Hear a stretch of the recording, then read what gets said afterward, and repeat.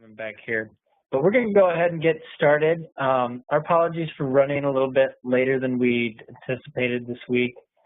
We are going to probably go past the 10:30 mark because the stuff that Matt has for us is just such quality stuff. To try and cram it into 30 minutes, I think would do it injustice. And so he's going to share with us about story and the gospel and how that can connect to our personal stories. Okay. So, I'm Matt Mikalatos, and we're going to be talking about story and the gospel, actually. And everyone knows how to tell a story. You might think, oh, that's not my thing. I'm not a writer. I'm not an author. Those sorts of things. But everyone knows how to tell a story. And when someone tells let's see. If someone tells a terrible story, it's something like, hey guys, I went to the movies last week with my friends, and I bought some popcorn, and the movie was really good. You know, how do we? It's not really a story. It's not a good story, certainly. And what do we say when people do, especially if they do these long, boring, personal stories? What do we say as people from the internet? We say, "Cool story, bro," right? And then we give them the little picture of the guy. Oh, cool story. So that, we make fun of people who don't tell a story well, and because we're used to it, we listen to stories all the time, whether it's on the radio, on the internet, YouTube, watching movies, TV shows, all those things. They're all about story, and so we've become really used to it. It's part of what we do. So before I jump in to talking about all the details related to the story, let me just start by telling you why I'm actually qualified to walk us through here. I am an author, actually. I'm on staff with Crew. I've been on for 15 years, and I love it. It's a great life and really meaningful and enjoyable. But I also write books kind of on the side. So my fourth book comes out on Tuesday, actually, the first time we saw him. It's taking stories of Jesus, stories about Jesus, stories Jesus told, and retelling them in the 21st century. And I was a creative writing major, so I spent a lot of time thinking about story and theories about story. So tonight, what I'm going to do is I'm going to introduce you to one way of looking at story. There are probably 7 major story theories. So there's a bunch of different ways of looking at story, but here's one that I think is helpful for when we're thinking about how do we tell the story of the gospel. And it was started by a guy named Gustav Freytag. He was a German playwright, and he broke all plays, all stories really, into 5 acts, 5 basic things. And so we're going to walk through his story structure just as a tool, and then what we'll do is we'll try it ourselves with a story, a familiar story, and then the other thing we'll do is we'll talk about how to use this to talk to people about the good news about Jesus. So first, I want you to do this, though. Could you just take a minute and think about, as a kid, what story did you really love? Was it a movie, a picture book, a series of books? Was there a story that you just kind of obsessed over? And if so, what is that? And put that in the chat. Send it out to everybody. What was a story you loved when you were a kid? Oh, you guys need, and I'll spell Gustav Freytag also.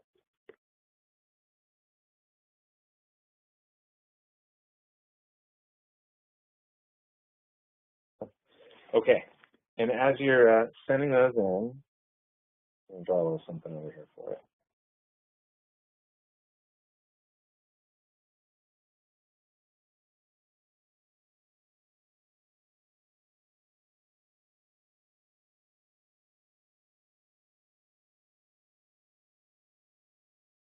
Baseball.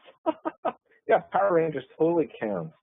Lion King, Narnia, the Bible, Pride and Prejudice. If you give a mouse a cookie, Arthur, Aladdin. My 4-year-old is sitting in the hallway laughing at your answer.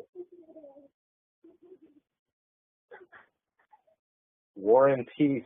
That was your favorite as a child, Mike? Scooby-Doo, I watched that. Spaceballs was more of a joke comment, but still good. Star Wars, Lord of the Rings. Yeah, these are all good. Despero. Nice, the mouse. Are You My Mother from Seuss?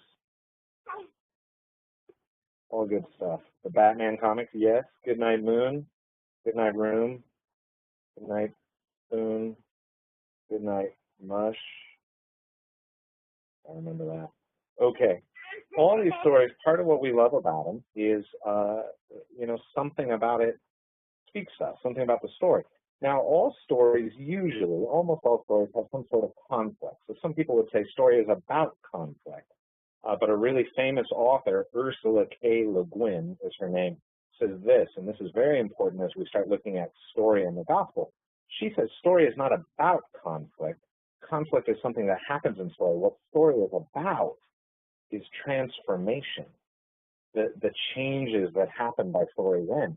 What is true in the beginning of the story is rarely true at the end. Something has changed. Someone's become wiser. In Goodnight Moon, someone has fallen asleep. In Power Rangers, they've prevented these crazy, weird forces from taking over the world. In Star Wars, the rebellion destroys the Empire. Sorry, everyone, spoiler, just in case there, okay? So if you look on the whiteboard, you see this horrible purple series of lines that I put in here. And I'm going to put the 5 points of a story according to Gustav Freytag. So we start with the preliminary situation. And what that means, oh boy, spelled preliminary badly. There we go. Preliminary situation. And the idea on preliminary situation is what is true before the story begins. It doesn't have much to do with the story. Sort of the things we know when it starts. Okay, and that's the flat line at the beginning. What do we know about the story before it begins? That's the preliminary situation. And then the very beginning of the story, the thing that gets everything started, is what we call the initial incident. What's the first thing that happens that starts the story? And then from the initial incident, and we're going to go through a story that'll make this all clear in just a minute. From the initial incident, what happens is we start going up this slope here with the problems, right? The conflicts. And we call these the crisis. Well, okay, so crisis, right? A problem, the plural of which is crises. So we have the crises, and that's called the rising action of the story as things are moving upward in the story and toward the moment that we've all been waiting for, usually in a story, which is the peak of the story. The highest moment is called the climax. It's the biggest problem. And if the hero overcomes in the climax, right, that's good. The hero wins. If the hero is destroyed in the climax, probably we're in a tragedy of some sort. But whatever happens, that's the crux of the story in some sense, is the climax. And then the last thing, and we're going to go all crazy here, even though Gustav was a German, he used this French word here, which is, okay, and I'm not going to put that accent in, is the denouement. And this is a French word that just means unraveling. And the idea is that all the chords, all the little pieces of the story that came together, everything is dealt with, everything is resolved. And that happens after the climax, right? So in Star Wars Episode 4, sorry, geeking out, right? You destroy the Death Star, that's the climax, the whole battle going, spoiler, going in, destroy the Death Star. And then the denouement is everyone gets their medals, everyone's happy, except for the Wookiee, he doesn't get a medal, so that, all these sorts of things. That's the denouement, all the story being kind of wrapped up. It's the party at the end. It's the marriage in a comedy a lot of times. It's the funeral in a tragedy a lot of times, especially in the Shakespearean sense. In the Shakespearean sense, a comedy always ends with a wedding. And a tragedy always ends either with a funeral or the need to come clean up all the bodies and get them into a funeral. So that's the basic idea of Gustav Freytag's theory of story, 5-act story structure. So let's do this. We're going to look at the story of Little Red Riding Hood because it's a simple, easy story, and it's a little bit of a cheat, and we'll see why at the end here. But here we go. Here's how it starts. What do we know at the beginning? Oh, denouement never showed up, someone says. I'll put it in the chat so you can see what it looks like.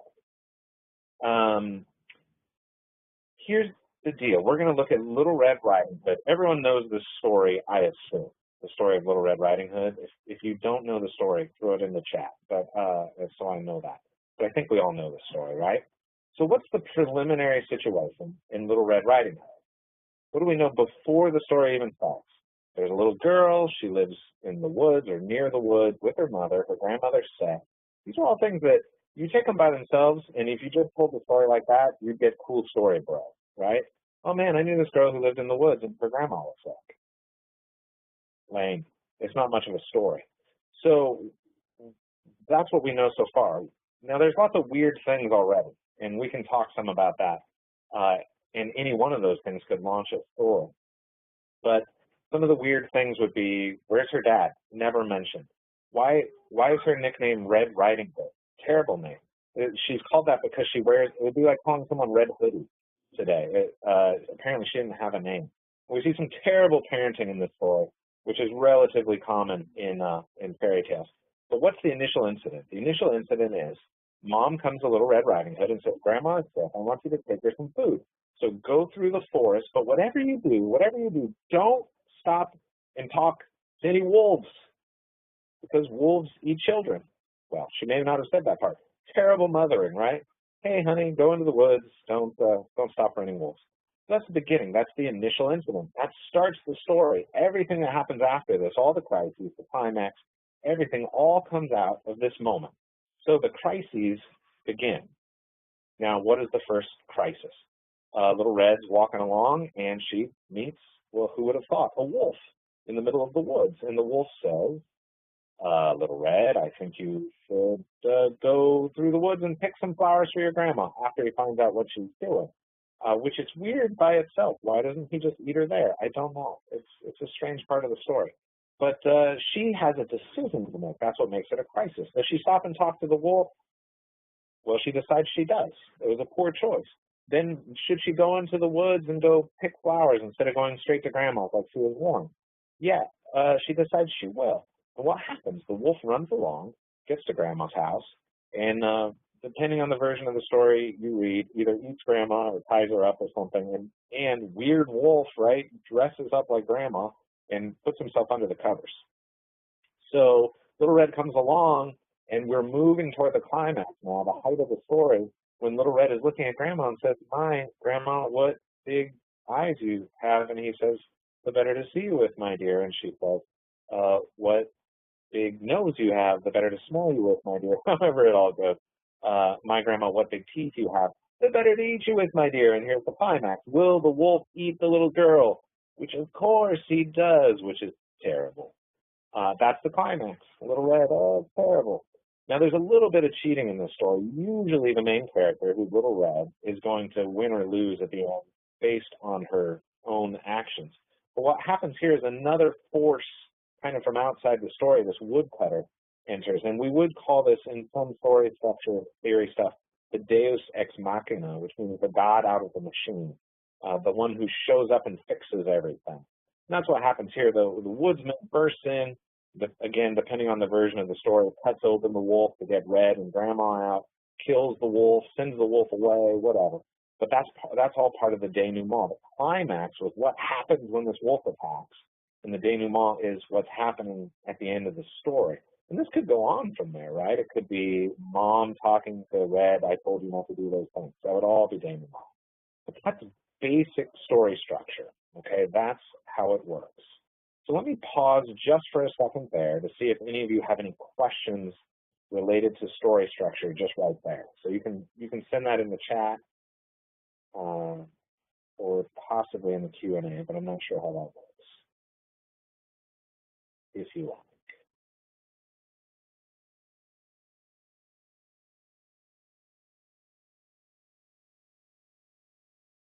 Okay. Feel free to send them through if you like. I'm not seeing any questions pop up right this second, but if you end up having a question, please feel free to send it along. So what does all this have to do with the gospel? Little Red Riding Hood, that's all well and good. And as we start picking apart the story, there are a lot of questions there. The nature of the wolf, the way Red Riding Hood interacts, all those things are actually really strange the more you think about it.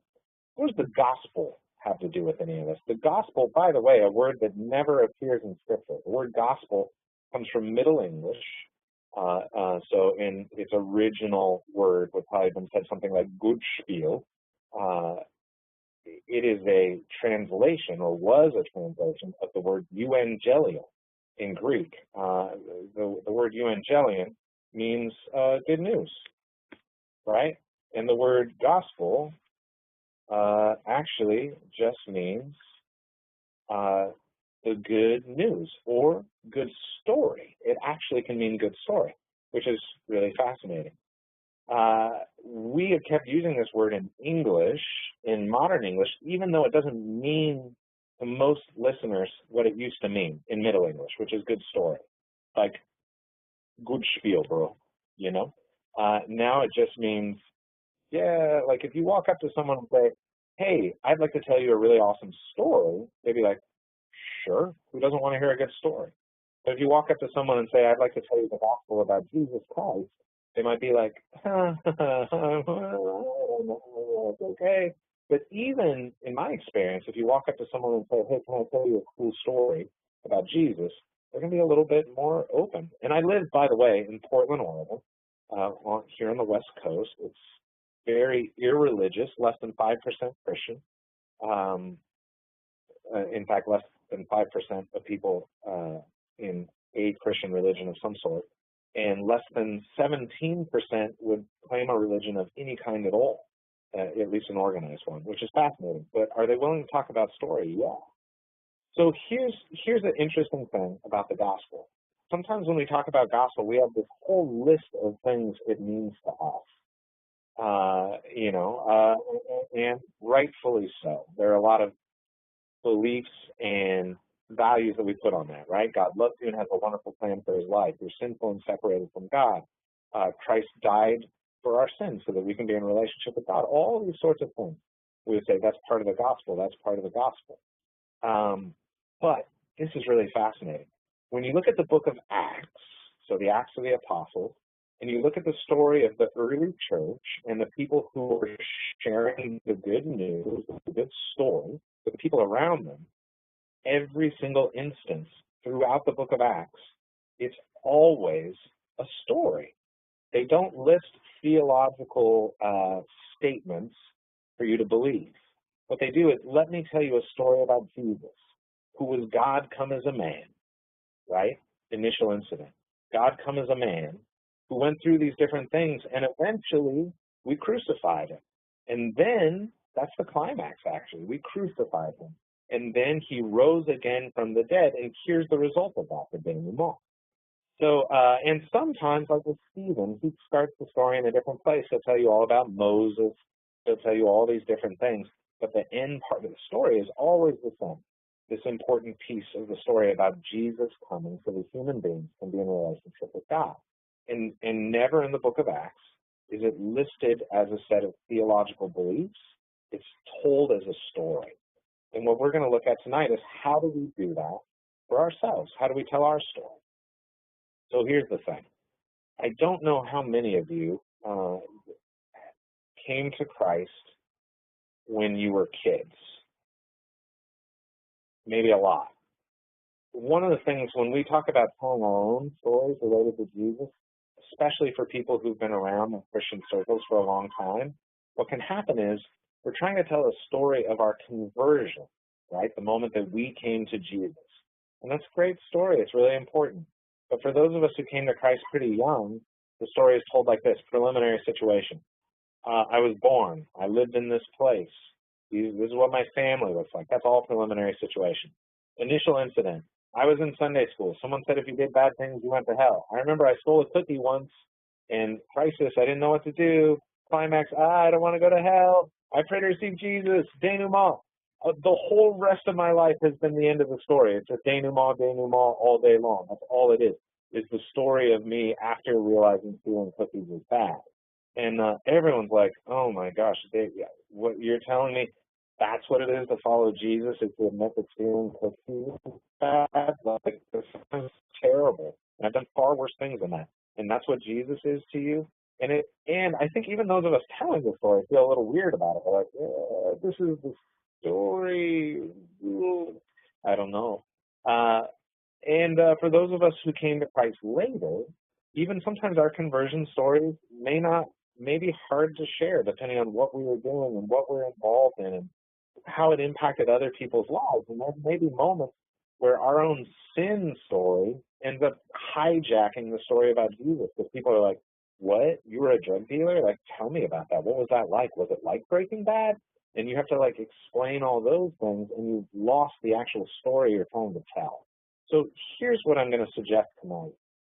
What I'd like you to do is take story structure here, so preliminary situation, initial incident, crisis. It could just be one crisis. It doesn't need to be five crises when you're telling your own story, okay, especially in a short amount of time. But here's what I'd like you to do. A lot of times when they lose interest in our story, it's because we emphasize our preliminary situation. Okay, we tell the story like this. Like, let's say you came to Christ with your dad at a hamburger joint in a conversation with him when you were 17. And you start the story by saying, you know, my dad and I, ever since I was 12, started going out to hamburgers every week. And there was this hamburger place we really loved. And we always went there. And here's what I ordered. I got this kind of milkshake. They had really good milkshakes, especially this time of year when they had fresh strawberries. And you go on and on and on and on, blah, blah, blah, blah. It's all preliminary situation. It does not matter to the story. It's stuff that like might be interesting to know after the story, but it's not actually the story itself. It doesn't make us go, well, then what happened? It makes us go like, when are you going to be done? So the initial incident is where we want to start, which is when I was 17, my dad took me to a hamburger shop and I had a conversation that changed my life. Okay, so that's where you start, the initial incident. Now, here's the thing. I don't want you right now, I don't want you to tell the story of your conversion. It's okay if you want to use that with people at other times. In fact, I would encourage it. But for tonight, that's not what I want you to do. Okay, so no conversion stories. But what I want you to do is tell a story when Jesus changed something for you in your life. So transformation. Okay? So here's what it should look like. Preliminary situation you don't even have to talk about. Initial incident is where you start. So it could be my cousin died in a car crash. Initial incident. Here's what happened. Here's how Jesus showed up. Doesn't have to be dramatic. I was trying to pick a college and I couldn't figure it out, or I didn't have enough money, or my mom wouldn't let me go out of state. Initial incident. Here's how my relationship with Jesus moved me toward transformation in that. And then you go through, this was a crisis. Here's what I was thinking. How do I get through this? How do I deal with this? Climax. I have to make a decision. Here's where Jesus shows up in some way. I make a decision to follow him, to listen to him, to whatever. And it should show something beautiful about Jesus. And then here's what happened as a result. Okay, does that make sense? I'm going to assume yes. If not, send me a chat here. And then let's see. Let's do this. Let's break into groups again, and we'll do 7 minutes, which isn't enough time to do your whole story. So everybody do one quick story. Do it fast. And when we come back, what I'd like is if you had a story in your group that you're like, that was pretty good, I want you to go ahead and volunteer that person for us to hear their story if we have the internet technology to allow that. So let me kick you into groups right now. Okay, I totally jumped in on a group that didn't know I was joining them, and I think I might have scared them a little. But just kidding. We had a good conversation. I heard several good stories. Did you guys hear any good stories? Any stick out to you? Oh, we had one person who was in a silent breakout. Sorry to hear that. You guys can send it in the chat if you want any stories that were the good ones that stuck out to you.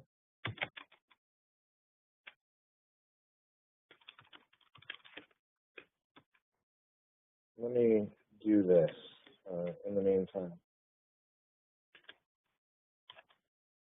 Yeah, that was a good one.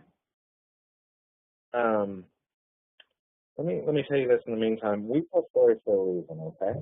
We whether it's to make someone laugh, to share something about our life, because to entertain, which by the way is from a Greek word which means to inform with delight, which is really fascinating. We tell stories for a reason. When we tell the good news, when we tell the story of the good news, why are we telling people that? Because we want them to participate in the good news with us. So if you're telling a story about we had one, I won't share all the details since it's private, and I'm not sure technology-wise if we can hand it off to someone to share right now. But we had someone share about being angry and going through a process with the Lord where Jesus provided a way to move out of anger. How does that story reveal something about the good news about Jesus? Well, in a really beautiful way, actually, because what that tells us is in these broken places in our lives, there's a place to find wholeness in Christ. Why? Because God loves us. Why are we broken? Because there's sin in our lives. What is the way that God uses to draw us toward himself? It is through the sacrifice and example of Jesus Christ and his resurrection. So all the things we would think of, the theological things that would say this is what the gospel is, are revealed through the story we tell. And we see this even in stories in Scripture. So a good example would be the Samaritan woman in this that's presented in the book of John. Okay, what happens? Jesus is tired and hungry, and he sends his followers to go into town to get him some food, and he sits outside waiting at a well. And this is all preliminary situation, okay? And what we know is that this was a Samaritan town. The Jews and the Samaritans did not like each other. The Samaritans were religiously incorrect. They were a cult to the Jewish way of thinking. And women were also of low status. In fact, there was a Pharisee prayer. Pharisees were a religious group in Jesus' day that said, thank God that I'm not a Samaritan or a woman, which is horrible. But this is what a Samaritan woman would expect in her involvement. In fact, Jews would never initiate a conversation with a Samaritan person. And what happens is Jesus is sitting at the well when a Samaritan woman comes in the heat of the day to get a drink, to get some water. And the initial incident is not her coming to the well. If she had just come to the well and left, that wouldn't have been a story. What happens is Jesus says, would you get me a drink? That's our initial incident. That starts the story. And this woman looks at him and says, you're a Jew. You shouldn't even be speaking to me. And our crises have begun, right? And she and Jesus have sort of a fight where Jesus says, if you knew who I was, you'd ask me and I'd give you something to drink. And she says, oh yeah, are you better than Abraham, our father Abraham? Which is a political jab at him, saying, oh, you say we're half-breeds, you say we're not real Jews, but Abraham, I'm descended from Abraham just like a Jew is. And they get in this fight, and it starts getting into religious things, and she says, you Jews say we have to go worship in Jerusalem. Our people say we can worship here. And Jesus says, I tell you the truth, one day you won't be worshiping here or there. The true worshipers will worship Jesus in spirit and in truth. And eventually she says that she wants to know about this living water that he's been referencing, where she can get it, water that will cause her to have life. And he said basically eternal life at this point. And he says, go get your husband and we'll talk all about it. And she says, actually, I don't have a husband. And Jesus, I'm sure, starts laughing. Oh, good one. Yeah, that's true. You don't have a husband. That's really true because you've been married 5 times. The man you're living with now, he's not your husband. That's what he said. That's very true. You don't have a husband. So the woman goes into town, and it says, she went to everyone and said to them, come see this man who told me everything I ever did. Could he be the Messiah? And by the way, the Messiah, the Savior.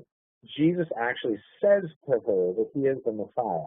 She says, I know when Messiah comes, he will explain all these things to us, all these confusing theological things. And Jesus says, I, the one who speak to you, am he, which he does so rarely in Scripture. He's telling demons not to tell people he's the Son of God. He's telling people he interacts with, please tell no one that I healed you. But this woman, the lowest status person he runs across, he says to her, it's me. I'm the Messiah. And so all the people from town come out to see this guy. But what is the woman's story when she gets home? If she's telling this story, where does it start? Preliminary situation, everyone knows her preliminary situation. Everyone in town knows her. Initial incident, a Jew is at the well and he speaks to me. And then the crises, I start arguing with him, and he's ignoring my questions, ignoring my fighting, until we get to this climactic moment where he says, if you come sit and listen, I'll tell you how you can live forever. And she goes and gets all her friends and brings them. So what does that reveal? Does it reveal some sort of indication that God might care about this woman of low status? Yeah, God loves you and has a wonderful plan for your life is in that story. Does it reveal something about her sin, her brokenness? Yeah, Jesus doesn't ignore that. He says, I know that you're on your sixth man right now, but come and I'll teach you anyway how you can follow. Does Jesus tell who he is? Yes, he reveals himself in a way that he has to no one at this point. And then he tells them the words of life. In fact, the people who come from the village eventually say after several days, now we believe not just because of what you said, but because we've heard him for ourselves. So that's the story of the gospel right there. And our story can be the same, just like the woman at the well. It doesn't have to be the story of our conversion, but it is a story where we walk around in our everyday life and we interact with Jesus. And those stories, every single one of them, whether it's a story about overcoming anger, dealing with grief, moving through brokenness, discovering healing, all these things, they're stories about the good news. And we can start with those, and we can move toward conversion. Or we never even have to tell the story of our conversion for others to come to Christ. And then their story becomes the story of that conversation they have with us, which is really beautiful. So we're going to wrap up in just a second here. But let me just give you a moment. If you have a question, you can send that in your chat or through the Q&A. And let me just take a look there.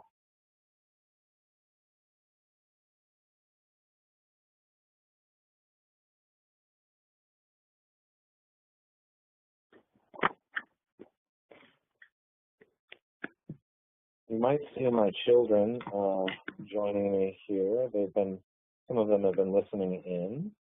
I just put my email through at on the chat. It's matt@mikalatos.com, MIKALATOS.com. You can email me there anytime with questions, thoughts. You want to talk more about stories. If you're a writer and you need some help with moving toward being professionally published, I'd be glad to help you with that. Anything like that. Yeah, feel free to drop me a note. Or you can, if you're on staff with Cru, you can use my Cru email. It's matthew.mikalatos@cru.org. And you can find that on the staff web and everything. But yeah, thank you all very much. I'm going to turn this over to Carl. Please let me know if you do have questions. I'd be glad to interact with you outside of this. And you guys enjoy Mission Summer, and I'll see you soon. Girls, thanks so much for sharing your daddy with us on Father's Day. Different side. They can't hear. They can't hear me. No, I've got earphones in. Oh, you got. But I'll let them know. Well, we really do appreciate it. I mean, I think that I love the fact as you talk about just how this applies to our everyday life, like the idea of, I mean, it might not be a big crisis, but there's little things that come across our paths every day, and as those rising tensions happen in our life, we have the opportunity, because we know Jesus, to meet Jesus in that climax. And really, it kind of goes back to what we talked about last week in the Spirit-filled life, that we would be able to confess that tension, that's whether it's sin or just a need for Christ in that moment. And so thanks so much for connecting the gospel and story in a fresh new perspective that doesn't just need to be our kind of regular testimony in 3 minutes of how I came to faith, but our life day in, day out is really powerful. And so I really appreciate that. Thanks, Matt. So everyone, we're so glad to have you this week. Sorry we went a little bit long. Next week we'll be back to our regular routine, and we'll have a little bit longer breakout session, time for discussion. And I'd really encourage you, go to the Moodle this week, and we'll have notes from Matt's talk So you can really kind of dive in and think through your story, maybe at a deeper level that might help you kind of go back to it and everything. I'd also encourage you to take a step of faith and share, go and ask someone those questions from the Sometime resource that you'd really sharpen your listening skills. Because as we grow in our ability to listen to others, it gives great credence for us to be able to share our own stories in people's lives. Okay, just looking at the chat here, just Matt's email. So take Matt up on his email. He is really open and available. Right now he is leading with Cruise City. I didn't get to introduce him earlier. And so he's serving with Cruise City up in Portland area and really is open to helping people out. So we appreciate that. And everybody, we will see you next week. Go to the Moodle, check it out, look for ways you can kind of dive a little bit deeper in the idea of listening and your personal testimony. We'll see you next week. Thanks so much.